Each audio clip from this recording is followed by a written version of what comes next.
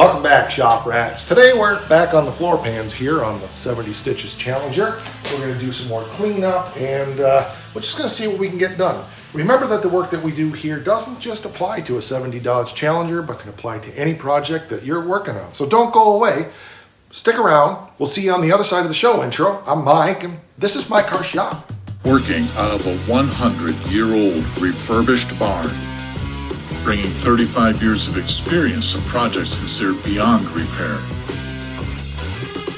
Vision, creativity, and problem solving are essential tools in this place. Watch as we transform junk into polished metal miracles. This is My Car's Shop.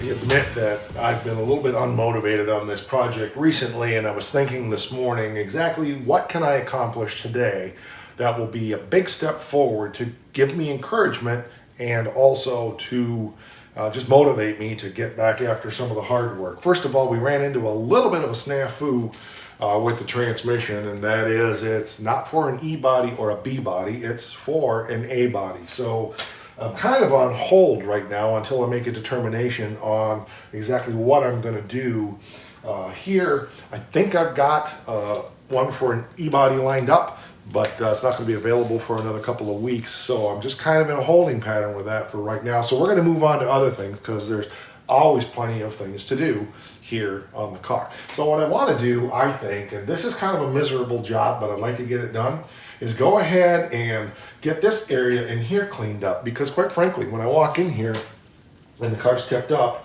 and I see all of that work that we did dressing up those floor pans and getting things painted, I think it would be cool to see like everything here, you know, looking, well, you know, clean and painted and fresh. So let's start there. Maybe we'll put some patches in here. Not today. I don't know. But this stuff is it's kind of hard to get this stuff off. It's kind of a miserable job, but we'll get after it and we'll get it done.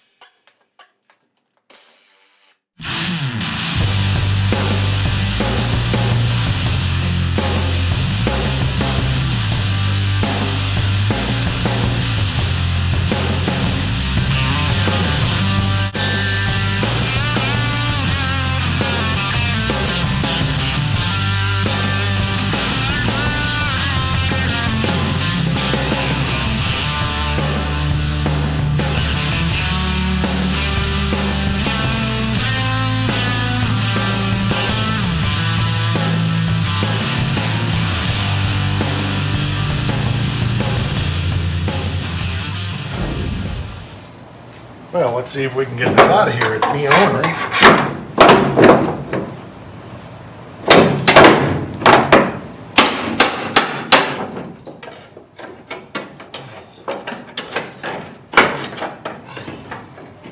If I could find my good pry bars, it would help.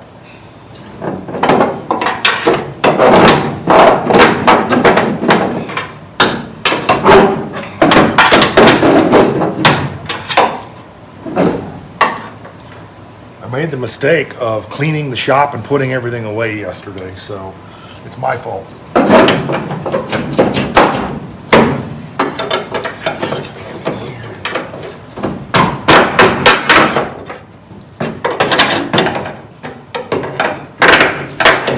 There we go. Now she'll come.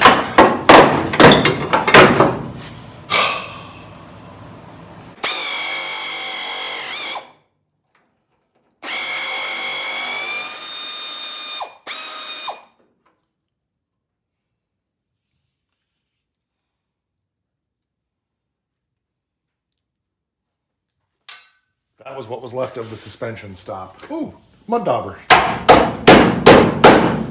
Cool.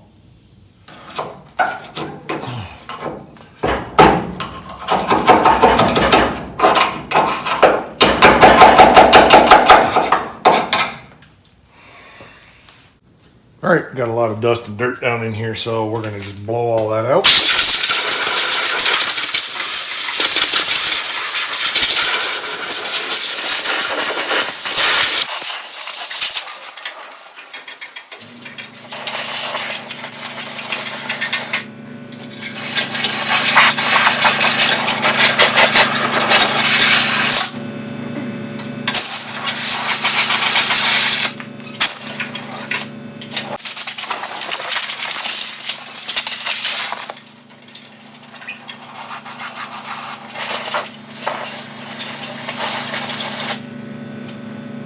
There is a lot of Oklahoma dust and dirt and stuff inside of here, so we're going to have a lot more blowing out to do, but I got a good part of it started anyway. This frame, that's not rust, that's just sand and dirt from, I think this car was from Oklahoma? Alabama, that's where it was from. You guys tell me, I don't remember, go back to the early episodes. Pretty sure it had an Alabama license, but anyway, I recognize it from like the South, so it's all good. We got more blowing out to do, and I can wash it, but that's going to leave residue behind, so I prefer to blow it out, which means I'm going to have to do this a bunch of times. But something I remembered just a minute ago is I don't have a wire wheel. I ruined it in our last episode, so we got to jump in the car and go up to the Tractor Supply thing and get a wire wheel that we can start cleaning this up with. I also remember that I gave my putty knife to my dad to use because he took one of the rear wheels from the Oakland home to scrape the paint off, and I don't have a scraper, so we got to pick up a putty knife and we've got to pick up a wire wheel or 6.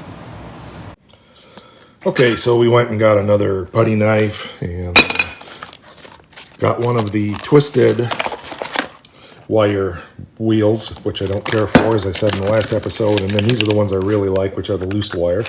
And as long as you don't catch them on an edge and shred them down so there's nothing left, they last a while. These buggers are $17 a piece. Stuff is getting expensive, but gotta have it, gotta get the job done. All right, let's go over there to the car and see what's the next step here. So I just took my little grinder and did this spot, and actually this isn't maybe a bad way to go. I thought this might be really gummy, but it's so old that it's not gumming my sanding grinding disc up. So that may be one way to go. Another way to go would be to scrape it, which I've done that in the past. And so I'm going to try that next and see how that goes. I use a propane torch, heat it up, and use a putty knife. And that's probably the best way to get this started. And then use this. This is going to take a while if I do this all with the grinder, but it's got to be done. We'll just figure it out. Well, that's interesting. I didn't even turn the torch on. I just grabbed my brand new razor sharp putty knife and it's actually taking it off pretty good. So maybe we won't need to heat it at all. We'll see. Up there it's going to need something. This is the way I did it when I stripped the inner fender wells down on my 68 Dart.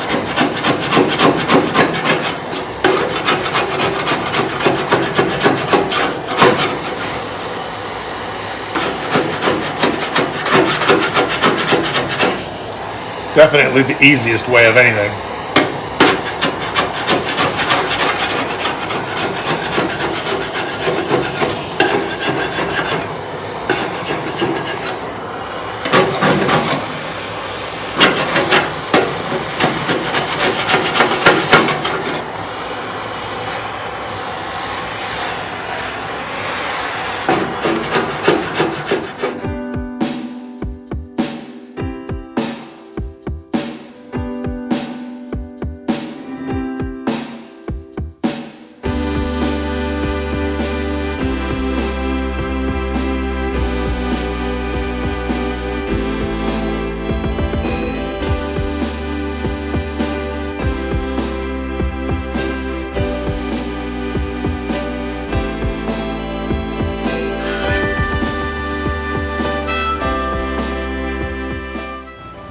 So all told, I don't know what the time lapse of that was, but I think it was 10 minutes to scrape all that off. So really, it's not that big a deal. Of course, we got a lot more work to do here yet, but it's a start. So I'm gonna go ahead and blow that down real quick, and then I think we'll hit that with the wire wheel and get some more of that off.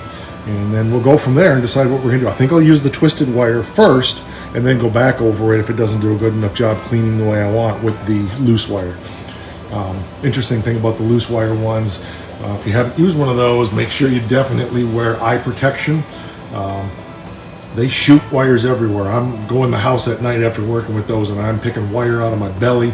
I was working on scoops here last Sunday, putting the muffler on, and I had a tremendous pain in my left or right shoulder. I think it was my left shoulder.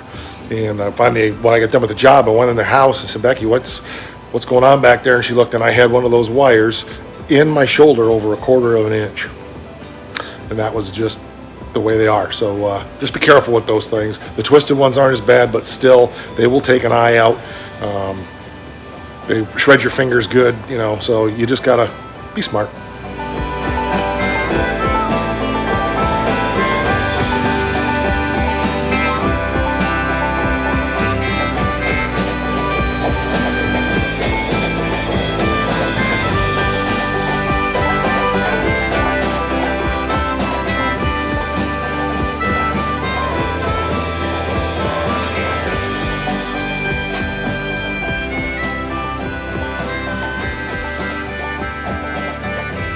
Okay, so I think it's cleaned up pretty good. I'll go ahead and do some rust converting on this now. There's a few spots up in here I've got to address, but I need to work on the top of this fender lip anyway.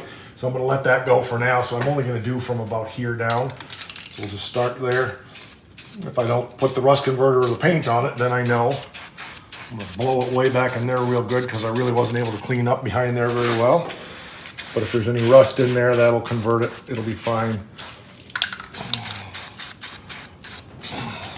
Go.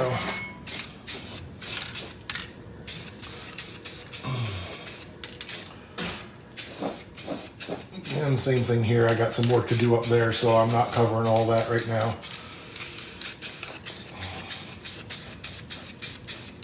Remember, this really isn't a paint, it's an actual converter. It's an acid type product that converts rust into a paintable surface.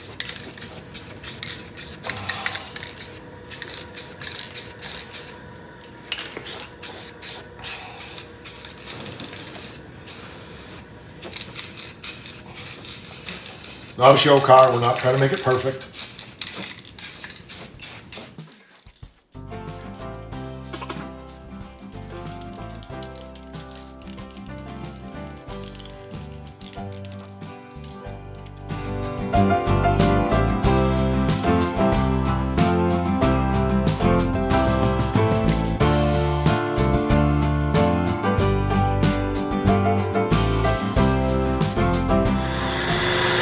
Turned on the exhaust fan back here to suck some of that toxins out of the air while this dries, and so this won't take too long. This should dry. I might get the hair dryer out and just go over it a little bit, but it looks good, and ready to shoot some black primer on that, and that's where we're going to leave it. So get this dried up and then lather, rinse, repeat. Dry enough, and we can go ahead and start shooting it with some primer now.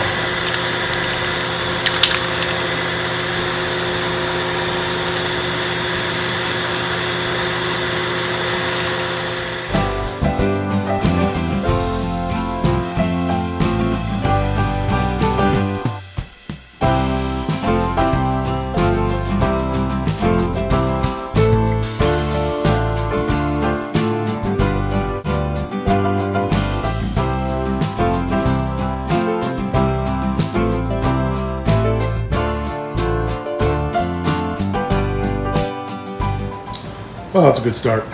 Looks good. Another big chunk of the car that has moved forward significantly. Let's flip her up on her bottom so you can see kind of what it looks like now. Yeah, looks good.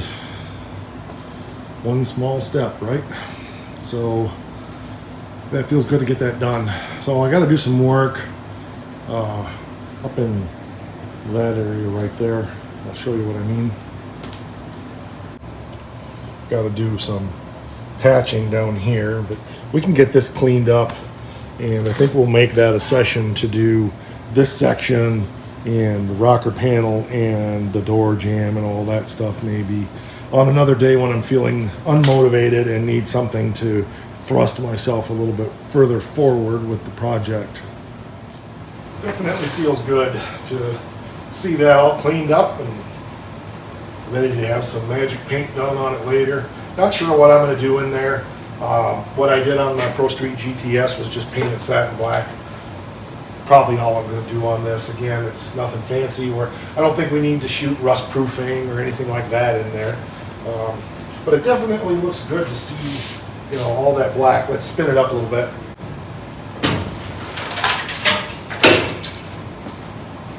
It's nice to see, you know, all that pretty black paint, shiny metal. Looking good.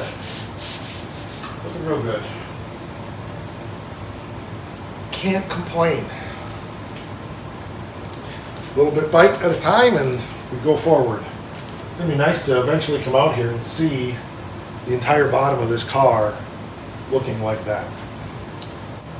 I was talking with a channel viewer the other day, and he said that watching has been changing the way he thinks about projects, because the attitude tends to be, I need to have this huge amount of time to go out and work on something. And yeah, when you're doing a project like this, there's a lot of time involved.